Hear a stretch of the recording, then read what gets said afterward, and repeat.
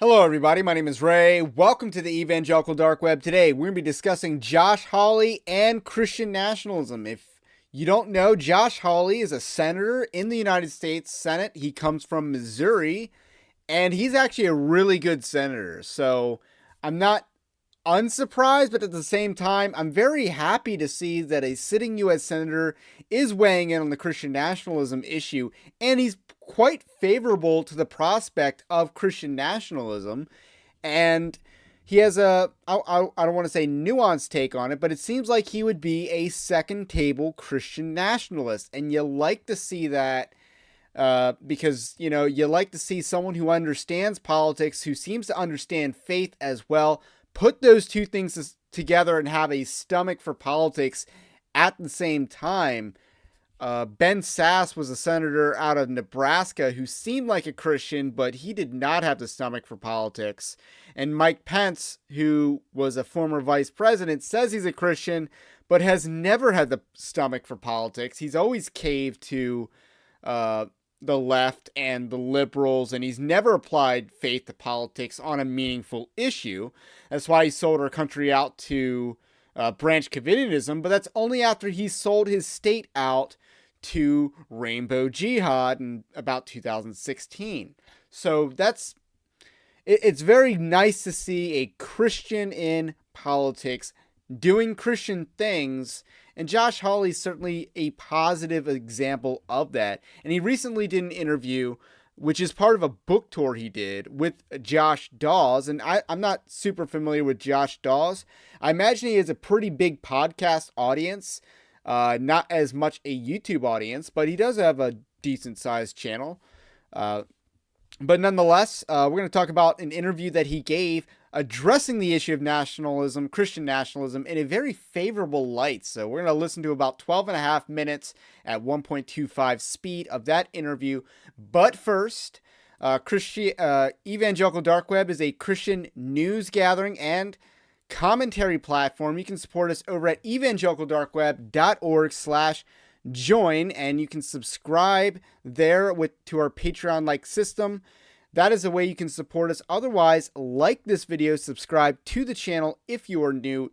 Those really help with those magical YouTube algorithms. And now we're going to go to the interview with, it's on Recovering Manhood on Josh Dawes, his Great Awakening podcast. Again, I'm not super familiar with Josh Dawes, but according to Apple Podcasts, if you're familiar with John Harris, you might be familiar with Josh Dawes. So.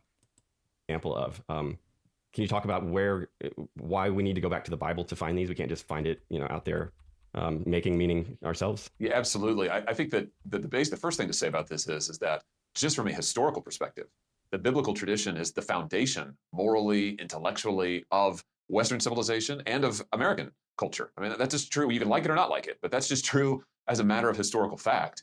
Then you add on to that the sense that the biblical tradition happens to be true, in my opinion. I mean, I'm a Christian. That comes through in the book loud and clear, at least I hope it does. Mm-hmm. And so for me, in this moment of cultural disorientation, the place to turn is to our first guides, so to speak. It's back to the foundations. And that's why I go back to the Bible and try to recover that biblical sense of meaning, purpose for the world and for men. And just to state that in a nutshell, the biblical view is that the world has great meaning because it's created by a God who has purpose for the world.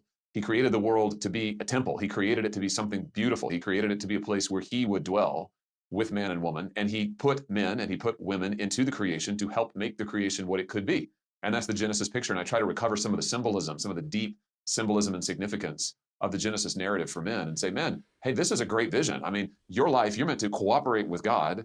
You're meant to help build the world into what it could be. Your life has tremendous meaning and value. One thing that he's touching on there is the dominion mandate. Be fruitful and multiply. Fill the earth. So, again, this is something that a lot of Christian nationalists understand is the dominion mandate. I would say that the dominion mandate is related to Christian nationalism because it is taking dominion over the civil sphere. So, one of the arguments that Stephen Wolfe makes in his book, The Case for Christian Nationalism, is about these very nuanced hypothetical issues about a pre-lapsarian society. And one thing that Stephen Wolfe, I believe, argues is that there would be nations if there was no fall of man, because man, would be fruitful and multiply and they would naturally fill the earth. That was, I don't want to say part of the original design, because I do believe that we're on God's plan A. But this is a hypothetical issue, of course. And one of the things that he says about nations being good. So it's interesting that Josh Hawley is pointing to the fact that Western civilization has a Christian heritage, which is enough to get you labeled a Christian nationalist, which is where this conversation will get a little bit more interesting. But you see the foundation there is that he says that we need a biblical foundation for society, and he's talking about, he's basically going to be arguing that there's not really a middle ground. Yeah, it seems to me that America's kind of coasted on the kind of echoes of that Christian foundation for several generations, and whereas maybe a few generations before us, there was more of kind of a common moral framework that we kind of all shared in common. But it seems more and more today that the left and right are operating from two kind of diametrically opposed moral frameworks. What hope do you have of being able to make that work in the Republic? Well, I mean, I think that every society has some moral framework that informs it. That's why it's a society and not a business. Mm-hmm. That's the difference between a corporation and a society. A corporation is not necessarily founded on a shared moral purpose. Its purpose is profits. That's fine. But that's not what a society is. A society is a group of families and associations and neighborhoods who come together around a shared sense of moral purpose, moral principles, usually language. So, I think we're living in a moment in American history where we're really having a pretty significant struggle over the most basic things we believe as a nation. And that's why our politics is so acrimonious, in my view, is that we really are now fighting over fundamentals. And I think you've put your finger on it, which is that the basic biblical tradition that has undergirded what Abraham Lincoln used to call American civil religion, used to undergird our basic cultural sense of who we are as Americans, that is now deeply, deeply contested. The left rejects that. A lot of this talk about America being a systemically racist, bigoted, oppressive nation really is an attack on the biblical tradition that undergirds our history and culture. It's really an attempt, I think, to root that out. A lot of the cultural Marxism that we see that's so prevalent now on the left is really aimed at the biblical elements in our culture. So it's a pretty significant disagreement over the fundamentals of American society, over our fundamental identity. And I think that's why we are where we are. I mean, what's the outcome of that going to be? I don't know. I mean, I think that's one of the exciting times about living when we do and as we do, is that the future is yet to be written here. I do think that the notion that America would just become a place where nobody really agrees on the purpose or meaning or promise of this nation, that's just not going to happen. I mean, we're going to coalesce around a group of common principles. The left wants those principles to be their woke ideology, their cultural Marxism. The conservatives should want it to be the grand tradition of the West, which is rooted fundamentally in the tradition of the Bible. So that I think is that's the debate right there. Yeah. So what Josh Hawley is weighing in on here is, what is a nation? What fundamentally is a nation? So, a nation is a people and a place. Well, you see Josh Hawley saying, hey, we're not a business. We're not just here for money. We're not just here for, we come together. We have a social fabric that ties us together. And that social fabric is beyond just sheer fiduciary and monetary interest. So he mentioned language, but he also talked about how the Bible has been the social fabric that really binds our culture together. And you see that we're going to have two competing visions. You got the woke Marxist vision, which is really an unsustainable vision. I think it's a placeholder for, the Islamification of America and such, as you're seeing in Europe.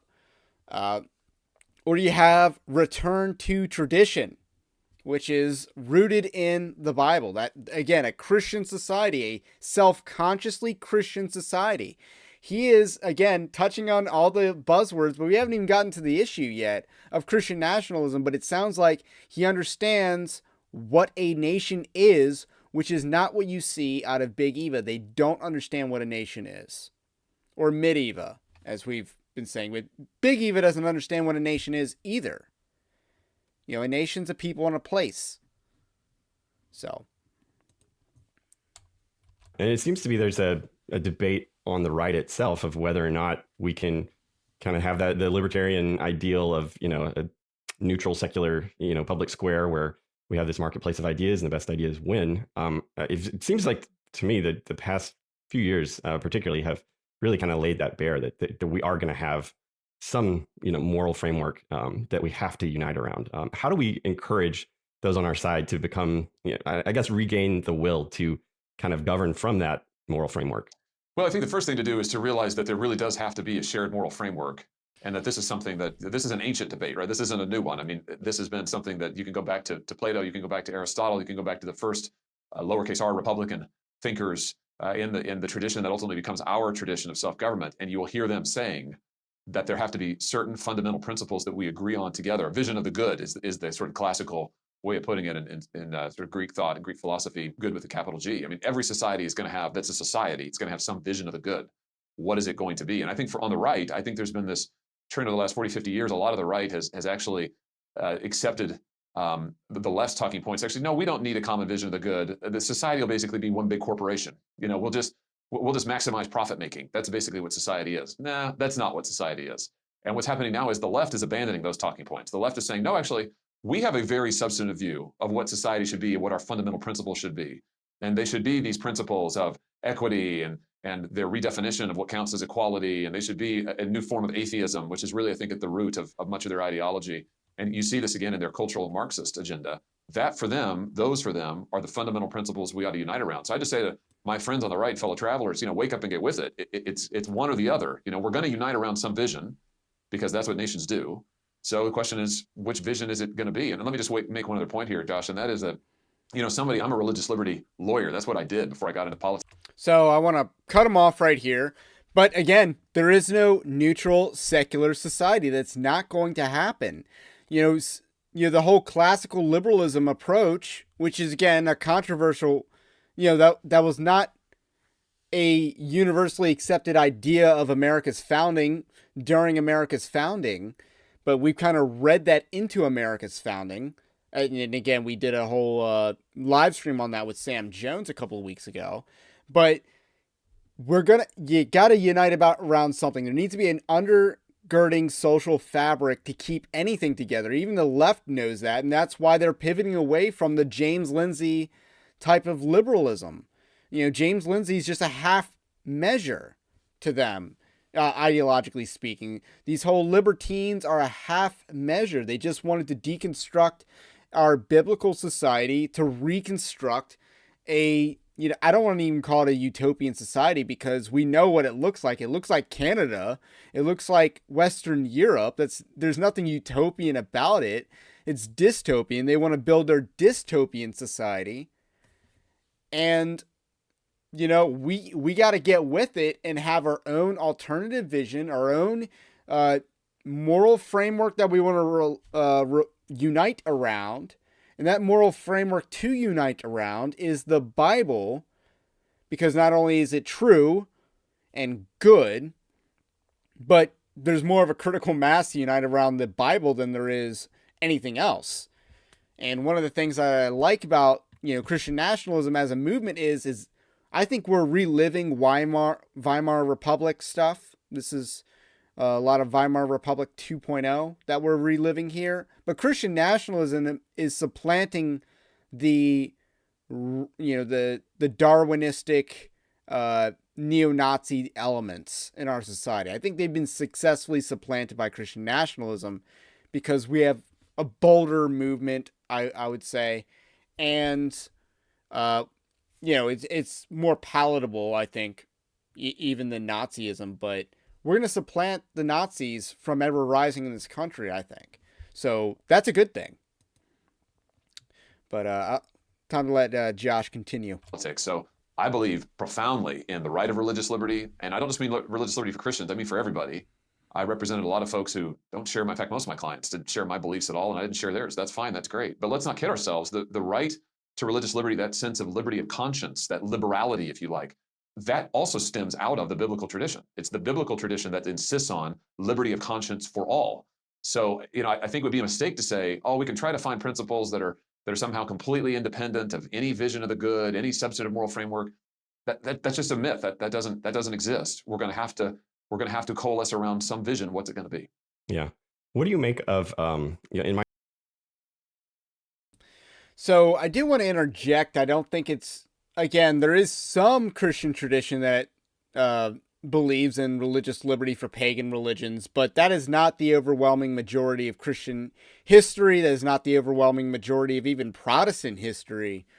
I would take issue with that because I don't believe that there's, I would actually agree with John MacArthur. I know, people framed it as me disagreeing with John MacArthur last week, but there's one point that he made that I really agree with 100% is that Christians should not support the right to commit idolatry. So that's just something that I believe as a Christian, and I also do believe that the government should enforce the first table of the law because Romans 13 clearly prescribes punishing evil as the government's job. And what is more evil in a lot of cases? There are some things that might be objectively more evil, but idolatry is supremely up there as far as what's more evil. It's a, biblically speaking, all the good kings in the Bible were the kings who tore down the idols. So, and the high places and the public squares and all that.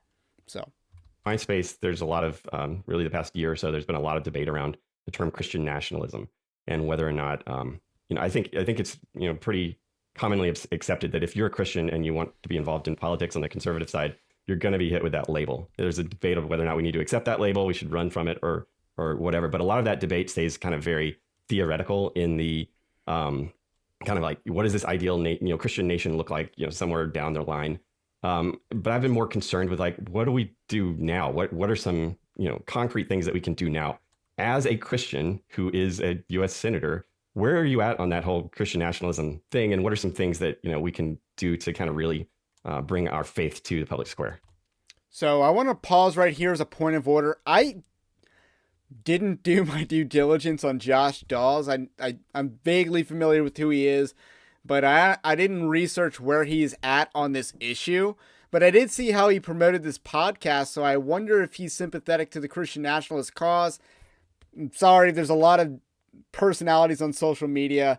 I can't keep track of who's on what side, but it seems like the way that he promoted this issue and the way that James Lindsay and Michael O'Fallon were starting to attack Josh Hawley and perhaps Josh Dawes as well. Maybe he's pro-Christian nationalism. I don't know. Yeah, if that means that, if the question is, should Christianity have cultural influence, then yeah, I mean, absolutely. And do we want to have a culture? Is it a good thing to have a culture that is shaped broadly by Christianity, by the tradition of the Bible? I would say, yes, it is, manifestly. That's what America has been and until it still is. But I think that's really what we're fighting over. So I think that, people use the phrase Christian nationalism. I've heard it used in all different kinds of ways, almost always derogatory, but even the substantive content, I'm never quite sure when people use it, like what are we talking about? So just bracketing that, setting that term to one side, I think that as Christians, we shouldn't be shy about saying, yeah, we want that. We want the foundational tenets of our faith. We want those to have cultural influence. Does that mean that we want to impose our beliefs on others? No. Do we want there to be a union of church and state? I don't. I mean, can you imagine if we had a national church? I mean, how woke it would be. So no, I mean, no. Again, that gets back to, I believe in liberty of conscience because I am a Christian, and that means liberty of conscience for all people. So, the separation of church and state in a healthy way, free state in a free church rather in a free state, that stems out of the Christian tradition, in my view. So I think that we should be for trying to extend a healthy Christian influence. That, what does that look like? Insists on the dignity of all people, insists on the reality of biological sex, men and women, that it's good to be a man, it's good to be a woman, those things are different, that insists on protecting the unborn, that insists on the dignity of work and the dignity of workers and those who give their life to work, especially those who perform manual labor. And I think some of these foundational commitments that have been true in our history, we need to recover and continue to work to extend forward into our future. And I think that a lot of those stem out of the Christian influence. Mm-hmm. So again, he seems like a second table Christian nationalist, which is a good thing. It's good to have a second table Christian nationalist in the United States Senate. And it's good to have a Christian nationalist in Congress that's a little bit smarter than Marjorie Taylor Greene. I'm sorry, I'm not a huge fan of Marjorie Taylor Greene. I'm just not. She also supported Kevin McCarthy, which is a major L and blemish on her record, if we're going to be honest. But that, again, what he said is very palatable to a lot of people. I think it resonates, but I do want to say, just to clarify, like, I don't believe that, I believe that the government should enforce the first table of the law. That doesn't necessarily entail violating public, or violating, the private individual's conscience. The government can't make someone believe in something, but they can say, we're not erecting idols in the public square. We're not erecting idols in the high places and stuff like that. So that is what the government, I believe, can and should do. But the government can't impose a belief on people. Like, that's not how it works. That's not how Christianity works. But Josh Hawley's talking about a self-consciously Christian society here, and that's a good thing. And many people in Mid-Eva, Big Eva, don't believe that a self-consciously Christian nation is a good thing. And that is just mind-boggling for a believer to say out loud. I don't get why you would not want a Christianized culture. So, but we're in this debate. And he talks about not intertwining state and church, which is called integralism. That's not what Christian nationalism is. Christian nationalism is largely a Protestant theology, and Catholics don't. Catholics believe in integralism. That's more their political philosophy of intertwining church and state. So that is not what Christian nationalists believe. There is a word for that. It's called integralism. It's called ecclesiocracy. We're not talking about ecclesiocracy in the Christian nationalist movement, because God created and ordained separate spheres of authority. This is grounded out of sphere sovereignty. Doctrine of the lesser magistrates. That's where Christian nationalism stems from. It's not rooted in papist integralism. So I wanted to make that clear, and Josh Hawley's right to not want that. White evangelicals get a lot of grief. They're kind of characterized as being like overly concerned with politics, and but I saw a survey online this week showing that white evangelicals are the least politically engaged group amongst the list of demographics that was surveyed, and that seems to play out in my local context. That there's a reluctance amongst a lot of Christians to get involved politically. What encouragement would you have for Christians that politics actually matters, that we can make a difference? Well, I would think that if you start even with Romans 13, for example, where you have Paul talk about those who serve in positions of authority, those who exercise authority, he refers to them as, he uses the same word for them, ministers, as he does for those who serve the church. I mean, so there is a sense in which what happens in government matters. What happens in politics matters. So I think that as Christians, part of our service to the Lord and part of our service to our neighbor is to care about what are the conditions of our neighborhoods, what is the condition of our state, and ultimately what is the condition of our nation. Is this a place where life is honored? Is this a place where the dignity of every person is honored and respected? And so I think that being involved in politics is not a nice add-on. I mean, it's something that is pretty fundamental. It's part of our witness, in my view, and making sure that, seeing that we have a society that reflects the good, flourishing order that God intends, the order of liberty, the order of fullness, the order of flourishing that God intends, I think is important. I think a lot of the reluctance probably stems from a problem that I think is kind of evident in a lot of young men. So I wanted to cut it off right there because that's pretty much the end of the section that I wanted to focus on. And pretty based, Josh Hawley. That's pretty based. I'm glad you're writing a book on masculinity. It seems like you know what you're talking about. It seems like you know that we need to have, a firm foundation. If we're not only going to build a better society than what we have now, which is Weimar Republic 2.0, but if we want to reach men, particularly in this time where they're being denigrated, and there's a reason why there's a ministry called It's Good to Be a Man out there. There's a reason why there's a lot of men-focused ministries rising up, especially as it relates, to kind of provide a Christian alternative to the counterfeits like Andrew Tate and Jordan Peterson and a lot of the counterfeits out there. So men are lost in this generation, and we need to find them. And I'm glad Josh Hawley's trying to put in the work to that end. I mean, he's a base senator. I think he's, he might have just become one of my favorite senators, or my favorite senator, just based off that interview. It's good to have a senator on our side on the Christian nationalist debate.